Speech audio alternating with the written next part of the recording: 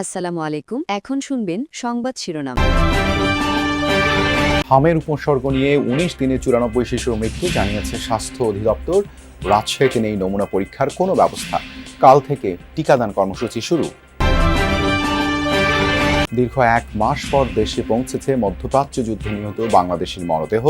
বিমানবন্দরে কফিন গ্রহণ করেন মন্ত্রী, প্রতিমন্ত্রী। পরিবারের পাশে থাকার আশ্বাস। যুক্তরাষ্ট্রে এক বাংলাদেশি নারীকে হাতুড়ি দিয়ে পিটিয়ে হত্যা করেছে দুর্বৃত্ত। একজনকে আটক করেছে পুলিশ। কমিউনিটিতে শোকের ছায়া। ইরানের হামলায় বিধ্বস্ত মার্কিন যুদ্ধবিমানের পাইলট এখনও নিখোঁজ।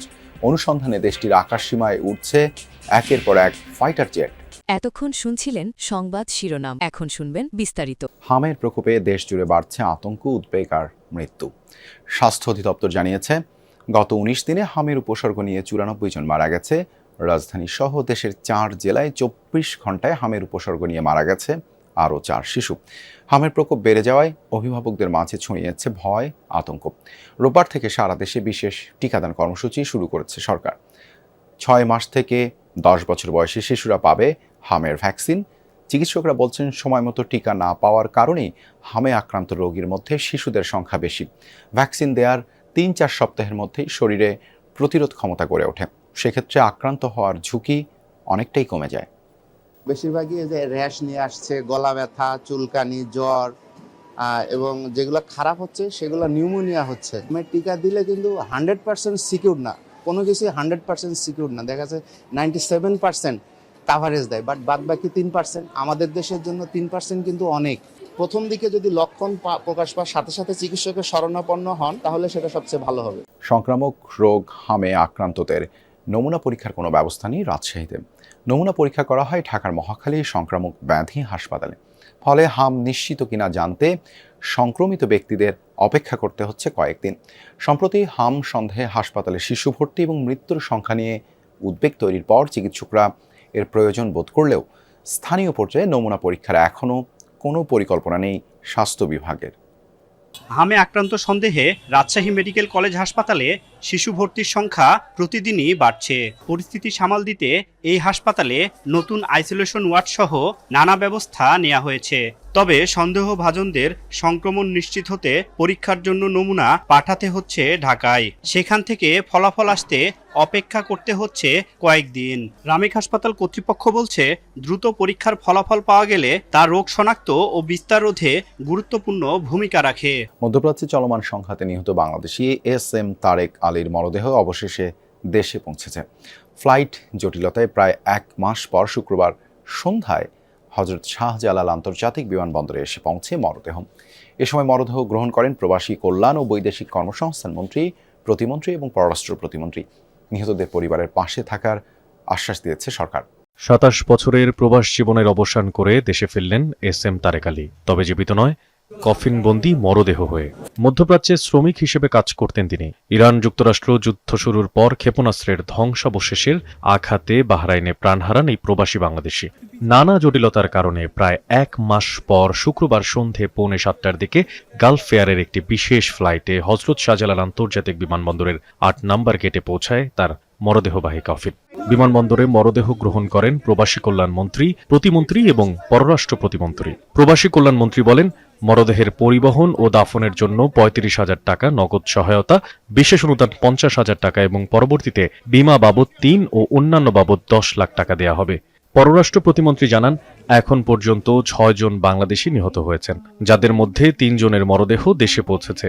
মধ্যপ্রাচ্যে অবস্থানরত প্রবাসী বাংলাদেশিদের নিরাপত্তা নিশ্চিতে দূতাবাসগুলোকে সক্রিয় থাকার নির্দেশনা দেওয়া হয়েছে বলেও জানান তিনি। অবৈধভাবে বিদেশে গিয়ে আটকা পড়া বাংলাদেশিদের উদ্ধার এবং মানব পাচার চক্রের বিরুদ্ধে ব্যবস্থা নেওয়ার কথাও জানিয়েছেন পররাষ্ট্র প্রতিমন্ত্রী। যুক্তরাষ্ট্রে নীলুফার ইয়াসমিন নামের এক বাংলাদেশি দোকান কর্মীকে হাতুড়ি দিয়ে পিটিয়ে হত্যা করা হয়েছে। বৃহস্পতিবার ফ্লোরিডা রাজ্যের ফোর্ট মায়ার্স সিটিতে স্থানীয় সময় 7:30টার দিকে এই ঘটনা ঘটে। প্রত্যক্ষদর্শীদের বর্ণনায় জানা গেছে, অভিযুক্ত ব্যক্তি দোকানে এসে প্রথমে বাইরে পার্ক করা গাড়ি ভাঙচুর করেন। পরে নীলুফার বাইরে এলে তার উপর হাতুড়ি দিয়ে হামলা চালায়। গুরুতর আহত নীলুফার ফুটপাতে লুটিয়ে পড়লে হামলাকারী সেখান থেকে পালায়। এ ঘটনায় রবার্ট জোয়াসিন নামের এক ব্যক্তিকে আটক করেছে পুলিশ। নিহত নীলুফার ইয়াসমিনের বাড়ি বাংলাদেশের লক্ষ্মীপুর জেলার কুশাখালী ইউনিয়নে একটি বাংলাদেশি মালিকানাধীন দোকানের কর্মচারী ছিলেন তিনি। ইরান জুড়ে অব্যাহত যুক্তরাষ্ট্র ইসরায়েল যৌথ বাহিনীর হামলা, দফায় দফায় বিস্ফোরণে কাঁপছে রাজধানী তেহরান। বিমান হামলা চালিয়েছে শহীদ বেহেশতি বিশ্ববিদ্যালয়ে। কোম, ইস্ফাহান সহ অন্তত 8টি শহরে হামলা হয়েছে। আগ্রাসনে ব্যাপক ক্ষতিগ্রস্ত ইরানি সেনাবাহিনীর ইমাম হোসেইন ঘাঁটি। ইরানের সেতুতে হামলায় প্রাণহানি বেড়ে দাঁড়িয়েছে 13 জনে। জবাবে ইসরায়েলের বিভিন্ন এলাকায় পাল্টা জবাব দিতে হামলা চালিয়ে যাচ্ছে ইরান। 17টি স্থানে পড়েছে মিসাইলের ধ্বংসস্তূপ। ব্যাপক ক্ষতিগ্রস্ত তেল আবিব, বিদ্যুৎ সংযোগ বিচ্ছিন্ন অনেক এলাকায়। অগ্নিকাণ্ডের শিকার শিল্প কারখানা। সংযুক্ত আরব আমিরাতে ইরানের ছোড়া মিসাইলে ধ্বংসস্তূপ পড়ে নিহত 1 জন, বাহরাইনে আহত 4 জন।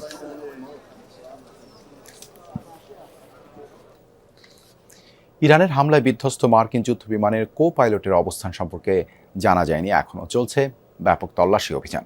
নিখোঁজ এয়ারম্যানের সন্ধানে ইরানের আকাশ সীমায় উঠছে যুক্তরাষ্ট্রের একের পর এক ফাইটার জেট।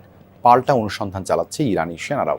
সম্ভাব্য ঘটনাস্থল দেশটির দক্ষিণ পশ্চিমাঞ্চল ঘিরে রেখেছে IRGC সদস্যরা। শুক্রবার হামলার শিকার হয় মার্কিন যুদ্ধ বিমান F-15E। এক ক্রু উদ্ধার হলেও অপরজনের সন্ধান মেলেনি। একই দিন হরমুজ প্রণালীর কাছে টার্গেট করা হয় দ্বিতীয় মার্কিন যুদ্ধবিমান USA-10 এয়ারক্রাফট। বিধ্বস্ত হয় পারস্য উপসাগরীয় এলাকায়। নিখোঁজ পাইলটের সন্ধানে যাওয়া 2টি ব্ল্যাক হক হেলিকপ্টারেও হামলা চালায় ইরান। আগুন ধরে যায় সেগুলোয়। নির্বাচনের মধ্যে দিয়ে মিয়ানমারের নতুন প্রেসিডেন্ট নির্বাচিত হওয়ার পর থেকেই আলোচনায় সাবেক জান্তা প্রধান মিন অং লাইং। বেসামরিক উপায়ে নির্বাচনের কথা বলা হলেও পার্লামেন্টের প্রায় সব আসনের দখল তার অনুগত সেনা সদস্যদের হাতে। বিশ্লেষকদের ধারণা, আন্তর্জাতিক মহলের স্বীকৃতি পেতে বেসামরিক পদ্ধতির আড়ালে সামরিক ক্ষমতা চিরস্থায়ী করার টার্গেটেই অনুষ্ঠিত হয়েছে এই প্রহসনের নির্বাচন।